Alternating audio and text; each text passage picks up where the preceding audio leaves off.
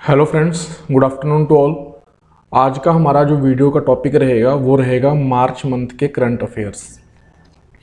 पहले हम small small videos डालते थे लाइक 10 to 15 क्वेश्चंस, लेकिन अब इस बार क्या करेंगे कि हम मार्च मंथ के इम्पोर्टेंट एमसीक्यूज़ की बात करेंगे। तो इस वीडियो में जो इम्पोर्टेंट करंट अफेयर्स रहेंगे आपके, उसके साथ साथ में थोड़ा स्टैटिक इन्फॉर्मेशन भी कवर हो जाएगी।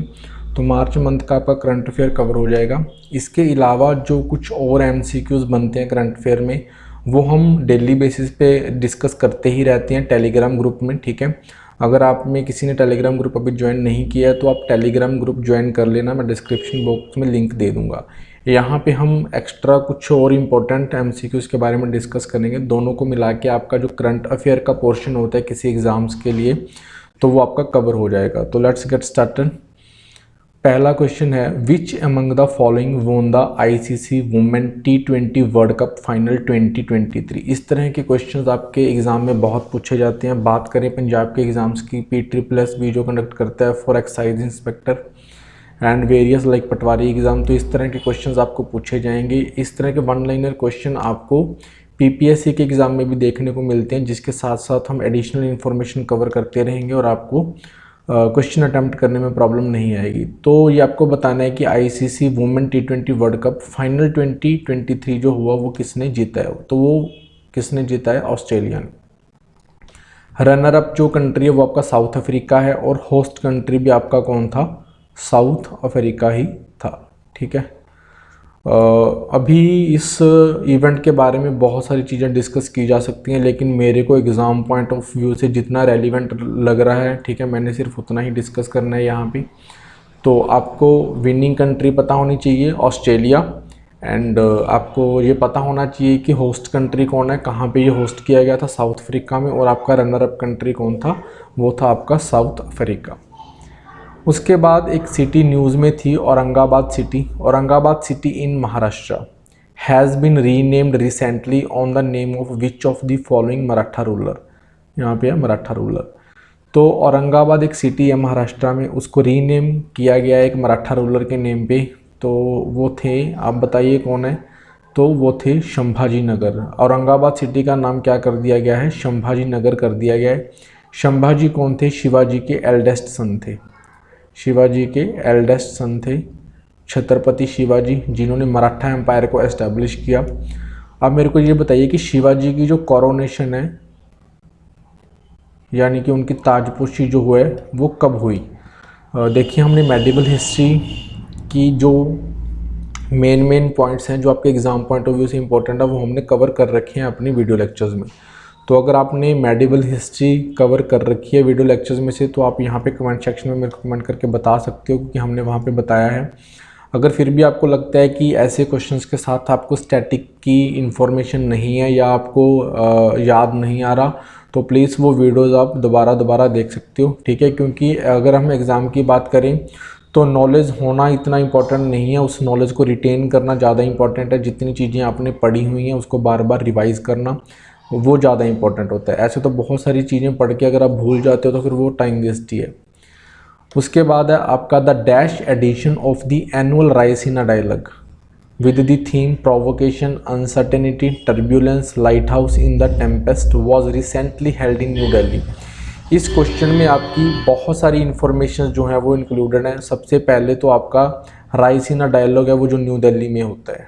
ठीक है, ये क्वेश्चन पिछली बार नैब तहसीलदार के एग्ज़ाम में पूछा गया था। ठीक है, एडिशन और ईयर दोनों चीज़ें पूछ रखी थी, कब स्टार्ट हुआ और कौन सा एडिशन है। ठीक है, लाइंस में ऐसे 1 2 करके दे रखा था, उसमें आपको बताना था।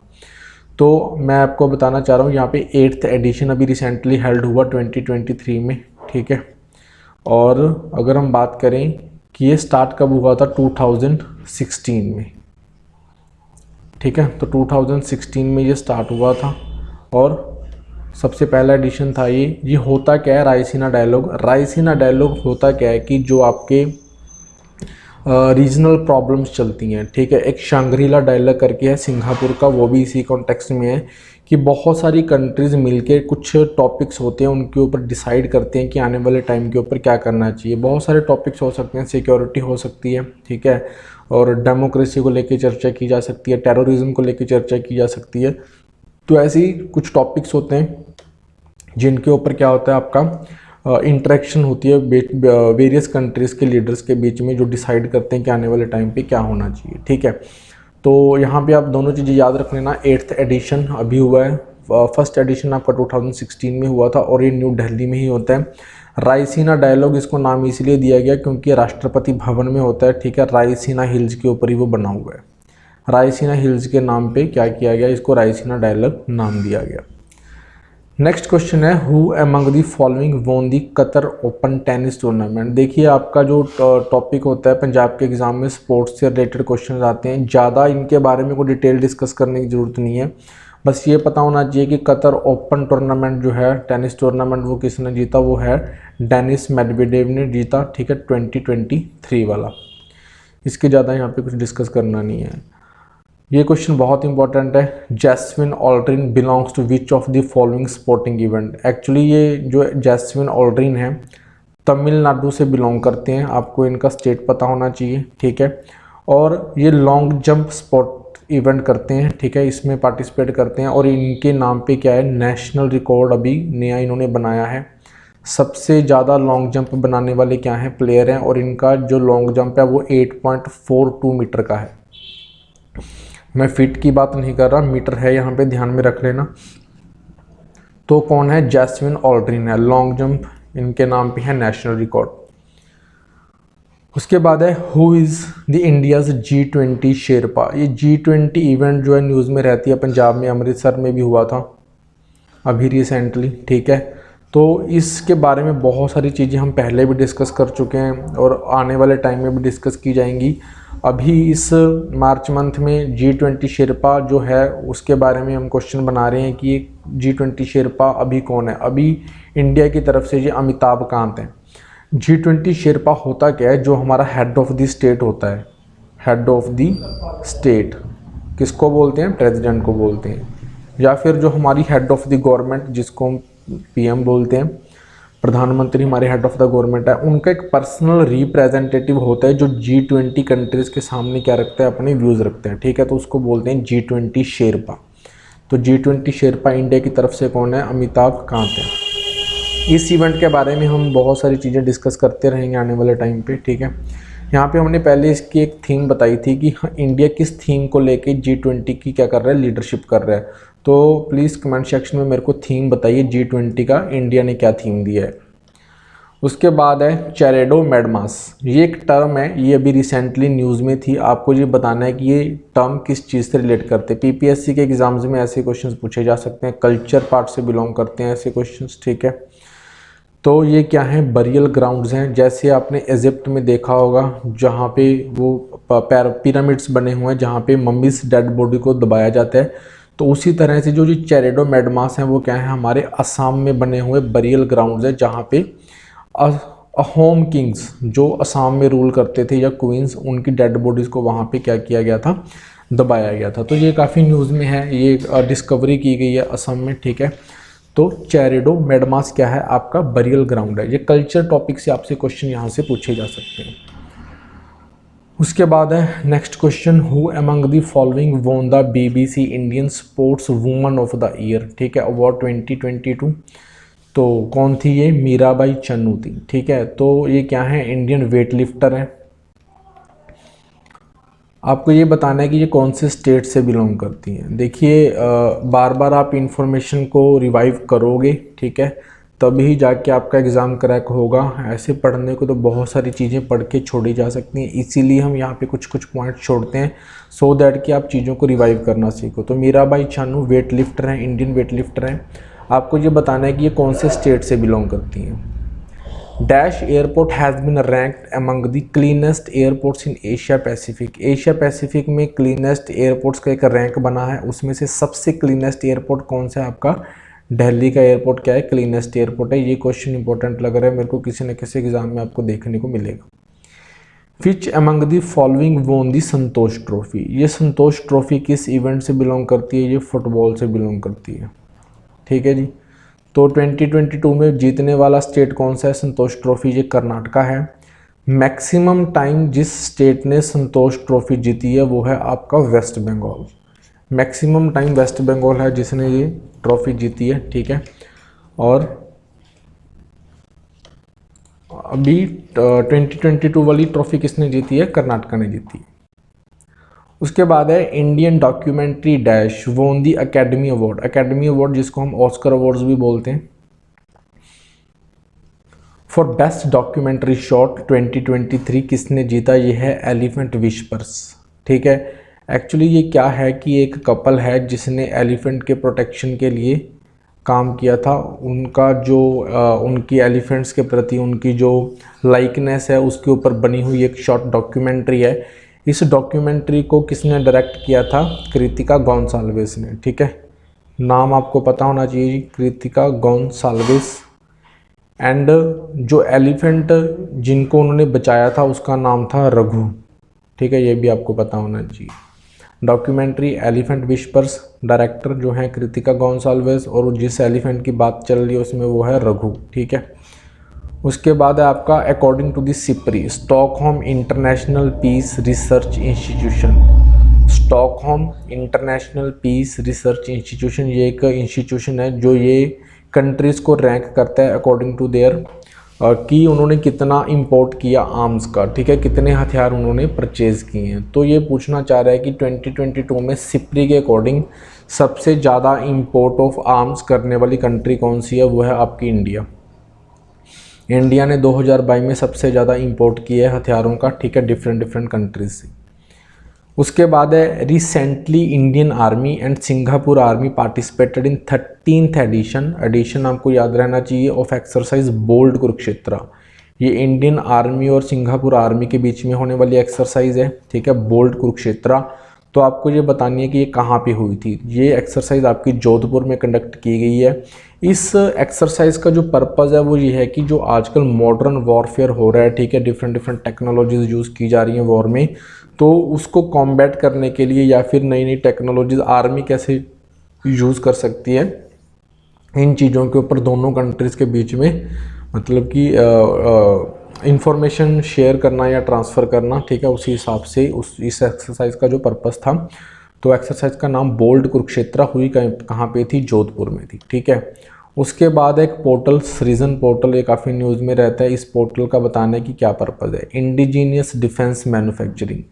देखिए, इंडिया ने आत्मनिर्भर भारत अभियान के तहत ये बोला है कि हम अपनी जो डिफेंस मैन्युफैक्चरिंग है परचेज़ करने की बजाय हम उसको क्या करेंगे, खुद इंडिया में ही बनाना स्टार्ट करेंगे। तो इसी वजह से काफ़ी ज़्यादा प्राइवेटाइजेशन भी हो रहा है, ठीक है। और आपका पीपीपी जो आपका पब्लिक प्राइवेट पार्टनरशिप होते हैं उसके अंडर भी काफ़ी सारी आपके मॉडल सेटअप किए जा रहे हैं। तो सृजन पोर्टल में क्या है कि आपकी जो डिफेंस मैन्युफैक्चरर होंगे इंडिया में उनको नॉलेज प्रोवाइड करवाई जाएगी या फिर उनको ये बताया जाएगा कि इंडिया को किस टाइप के एम्यूनिशंस की लोड है, इंडिया की रिक्वायरमेंट्स क्या हैं, सो दैट कि जो इंडिजीनियस डिफेंस मैन्युफैक्चर है उसके हिसाब से आपकी मैन्युफैक्चरिंग फैसिलिटी को क्या कर सकें, एस्टेब्लिश कर सके। तो सृजन पोर्टल आपका इंडिजीनियस डिफेंस मैन्युफैक्चरिंग के रिगार्डिंग बात करते हैं। इस तरह के क्वेश्चंस आपको पीपीएससी के किसी एग्ज़ाम में देखने को मिलेंगे, लाइक आपका सीनियर सिटीजन का एग्ज़ाम है, नायब तहसीलदार का एग्ज़ाम, फोकस एरिया है हमारा 18 जून को होगा आपका, ठीक है। तो उसी हिसाब से आपको जितनी इन्फॉर्मेशन बताई जा रही है वो आप सुनते रहिए। इसके अलावा आपको भी जो एडिशनल इन्फॉर्मेशन लगता है कि एग्ज़ाम में आ सकते हो तो आप भी कमेंट सेक्शन में कमेंट करके बता सकते हो, ठीक है। At 37 days of living dash becomes the longest lived tropical cyclone. Longest live करने वाला ट्रॉपिकल साइक्लोन है, यानी कि 37 दिन तक इसका क्या रहा, इम्पैक्ट रहा। ever recorded in Earth's oceans and has broken the record of 31 days set by the hurricane John। जो हरिकेन आया था जॉन 1994 में, उसके बाद ट्रॉपिकल साइक्लोन की कैटेगरी में सबसे लॉन्गेस्ट जीवित रहने वाला जो ये ट्रॉपिकल साइक्लोन है उसका नाम है फ्रेडी, ठीक है। ट्रॉपिकल साइक्लोन के लिए बेस्ट कंडीशन क्या होती है? 27 डिग्री सेल्सियस अराउंड आपका क्या होना चाहिए, सी टेम्परेचर होना चाहिए, ठीक है। ट्रॉपिकल साइक्लोन्स इनको क्यों बोलते हैं? क्योंकि ये tropic of cancer and tropic of capricorn के बीच में क्या होते हैं, जनरेट होते हैं। सबसे लॉन्गेस्ट कौन सा है? अभी फ्रेडी। उसके बाद है आपकी मैकमोहन लाइन। ये न्यूज़ में है, ये न्यूज़ में इसलिए है क्योंकि यूएस की सीनेट में मैकमोहन लाइन को रिकॉग्नाइज़ किया गया। मैकमोहन लाइन को यूएस की सीनेट में रिकॉग्नाइज़ किया गया, लेकिन उसका इम्पोर्टेंस हमारे लिए इंक्रीज़ हो गया क्योंकि ये बाउंड्री लाइन है, पूछा जा रहा है यहाँ पे कौन सी दो कंट्रीज़ के बीच में, तो ये क्या है, इंडिया और चाइना के बीच का बाउंड्री लाइन है, ईस्टर्न साइड है। देखिए अगर हम इंडिया के मैप की बात करें तो इंडिया का जो ये वेस्टर्न हिस्सा है और यहाँ पे आपका नॉर्थ ईस्ट है, यहाँ के एरिया का जो बॉर्डर है इंडिया और चाइना के बीच में उसको बोलते हैं हम मैकमोहन लाइन, पूरे पार्ट को नहीं बोलते, ठीक है। तो यहाँ की जो वेस्टर्न लाइन है उस बाउंड्री का नाम बताइए, इंडिया और चाइना के बीच में क्या उसको बोलते हैं। ईस्टर्न साइड की जो लाइन है उसको हम मैकमोहन लाइन बोलते हैं, ठीक है, इंडिया और चाइना की। इसके बारे में थोड़ा और याद कर लो कि ये क्रिएट की गई थी 1914 में। ये एक्चुअली ब्रिटिशर्स के साथ जब हुआ था समझौता तब क्रिएट की गई थी, ठीक है। और ये पूरी लेंथ इसकी बात करें तो 890 किलोमीटर क्या है, लॉन्ग है, और ये अरुणाचल प्रदेश में ज़्यादा एरिया कवर करता है, अरुणाचल प्रदेश, ठीक है, ईस्टर्न साइड की बाउंड्री है। उसके बाद है INS द्रोणाचार्य। INS द्रोणाचार्य एक इंस्टीट्यूशन है जो अभी न्यूज़ में है, इंडियन गनरी स्कूल इसको बोलते हैं, यहाँ पे ट्रेंड किया जाता है।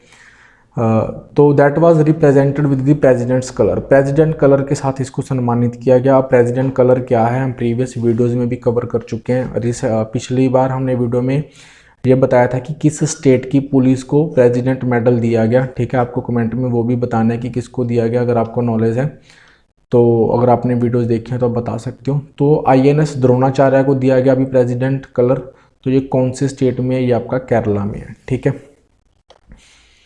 उसके बाद है India Bangladesh friendship pipeline. India और बांग्लादेश के बीच एक फ्रेंडशिप पाइपलाइन क्रिएट की गई है, ठीक है, जिसके थ्रू आपका क्या होगा, इंडिया से हाई स्पीड डीजल बांग्लादेश को क्या किया जाएगा, एक्सपोर्ट किया जाएगा। तो अभी ये है कि ये एक पॉइंट आपको याद यहाँ पे रखना है कि ये क्रॉस बॉर्डर पहला पाइपलाइन प्रोजेक्ट है इंडिया और किसी अदर कंट्री के बीच में, क्रॉस बॉर्डर, ठीक है, जिसके थ्रू हम हाई स्पीड डीजल को क्या करेंगे, एक्सपोर्ट करेंगे। तो ये बताना है कि कौन से दो प्लेसेस के बीच में, नुमालीगढ़ एंड पर्वतीपुर के बीच में। नुमालीगढ़ हमारा इंडिया में है और पर्वतीपुर आपका बांग्लादेश में है। उसके बाद है prime minister Narendra Modi dedicated world's longest railway platform of 1.5 kilometres at Shri Siddharudha railway station which of the following state. देखिए ये क्वेश्चन इंक्लूड करने का एक पर्पज़ है। पहले क्या होता था कि एशिया का जो सबसे लॉन्गेस्ट प्लेटफॉर्म में था वो हमारा बठिंडा में था, पंजाब में, ठीक है। अब इसको नया बनाया गया है, ठीक है, प्रधानमंत्री नरेंद्र मोदी जी ने डेडिकेट किया है। तो एशिया का सबसे अब कहाँ पे है लॉन्गेस्ट जो है वो आपका अभी वर्ल्ड का बन गया, ठीक है। ये कहाँ पे है, कर्नाटका में। ये वेरी इंपॉर्टेंट क्वेश्चन है क्योंकि पहले बठिंडा वाला क्वेश्चन पंजाब के किसी एग्जाम में आ चुका है, तो ये गलती आपको नहीं करनी, बठिंडा आपको टिक नहीं करना, अभी कर्नाटका में है। तो रेलवे स्टेशन कौन सा है, श्री सिद्धारूढ़ रेलवे स्टेशन, ठीक है। उसके बाद है विच of the following made an important contribution in founding ozone hole over the Antarctica. देखिए ओजोन को बचाने के लिए हमारे बहुत सारे एग्रीमेंट हम पढ़ते हैं, क्योटो प्रोटोकॉल वगैरह, ठीक है। तो अभी उसके बारे में बात नहीं करेंगे, मैं सिर्फ ये पूछना चाह रहा हूँ यहाँ पे क्वेश्चन के थ्रू कि ओजोन का जो होल है, ओजोन में जो हुआ एंटार्क्टिका के ऊपर, वो किस पर्सन ने डिस्कवर किया था। तो ये है मैरियो मोलिना।